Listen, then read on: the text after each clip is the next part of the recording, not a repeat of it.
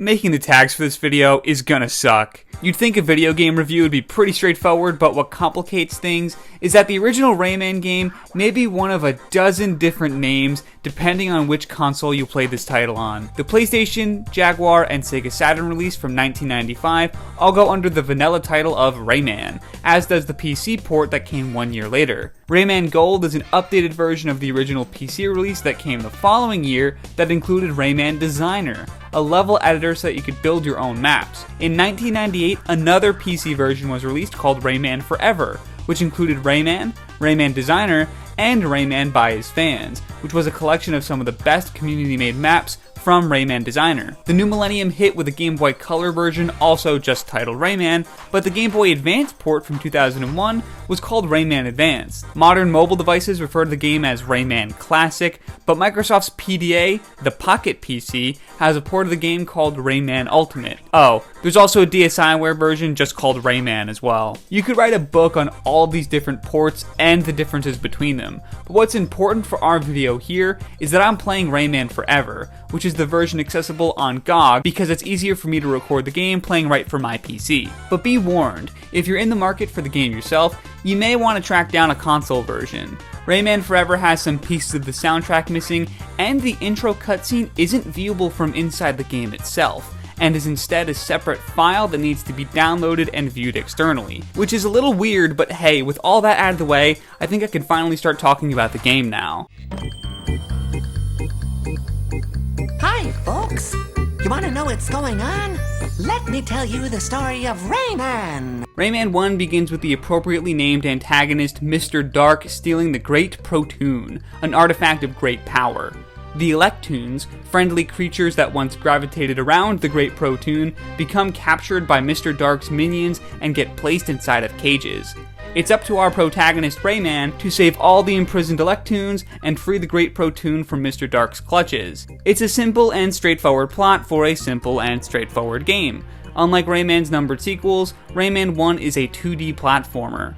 Our limbless hero starts off with relatively limited abilities. He can walk around, jump, and grimace.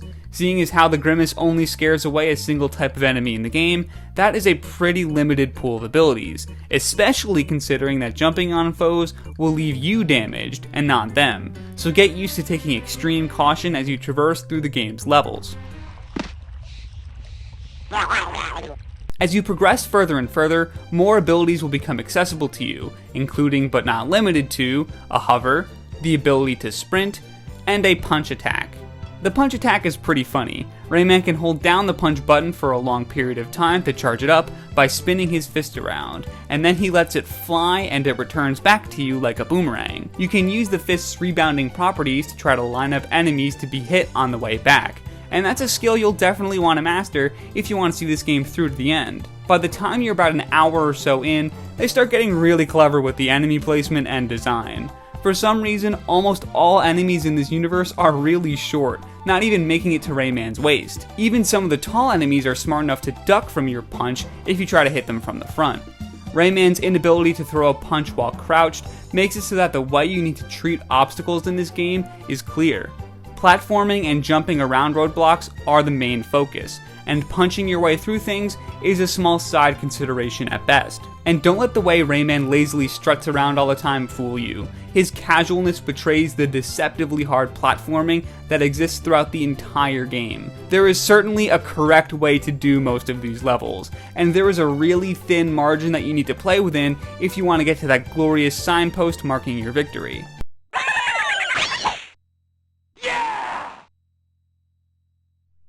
Sometimes enemies and obstacles will pop up out of nowhere and demand that you respond both quickly and accurately.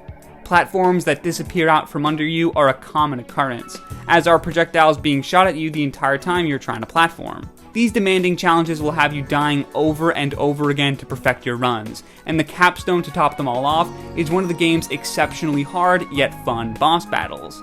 They are old school examples of pattern recognition, trial and error, and punishing difficulty. But my favorite part of fighting them was just how inventive and fun they are visually. Besting these challenges will have you making friends with the recently conquered boss, playing a little jingle, and doing a little dance. Excellent!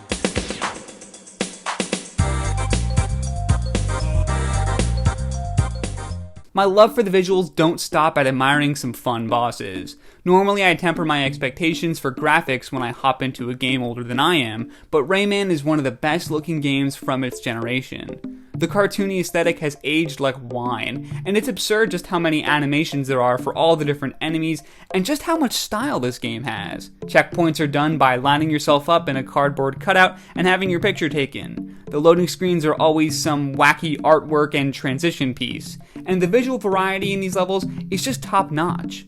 The 6 different worlds you travel through aren't just your bog standard grass world, ice world, etc. There's a world made out of school supplies like erasers and pencils, just as there is a world made out of musical notes and instruments. Variety is a strong suit when it comes to the gameplay in the level design too.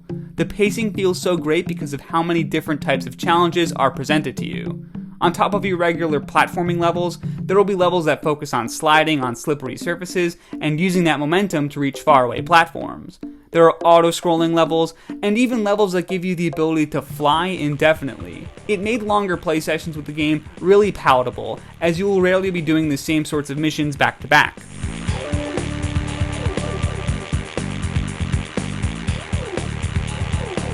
The only real criticism that came back to me as I played through the game was a rather specific issue I had with these visuals, and that was a general lack of visual clarity in terms of gameplay. Let me give you an example. There are a bunch of different types of clouds in the game that you use as platforms. Some will disappear at set intervals, some will disappear a short time after Rayman steps on them, some will bounce, some will move horizontally, some will move vertically, and some will just stay there with no properties at all. Despite all these different attributes that can be assigned to a cloud, there are only 2 distinct cloud sprites in the game. This one that looks like a regular cloud, and this one with a little symbol in the middle. This means that you don't really know what specifically a cloud is going to do until after you land on it. Sometimes I would prepare to line up a jump to another platform, only to find that the second I made contact with the cloud, I would start bouncing when I wasn't ready to. If it was just the clouds that suffered from this problem, it would be easy to forgive. But small little oddities like that kept coming back to me over and over in my playthrough that were just annoying enough for me to mention here. Add to that the recurring issue of it not being obvious where a ledge ends means that about 20% of the time I wouldn't hang from a ledge like I expected to, which was always a bummer.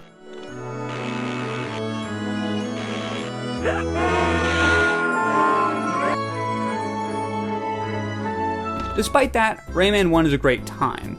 The general sense of style and visual fidelity it presents itself with is out of this world for a game its age. If you ever wanted to jump in yourself but were too afraid of the difficulty, do yourself a favor and look up some cheat codes to give yourself unlimited lives. That's definitely what I did. It makes the challenge much more bearable. Just don't expect to finish the game unless you're an outright completionist. The final level is locked behind collecting every single lost Electoon, which is a task that's just a little time consuming for my liking.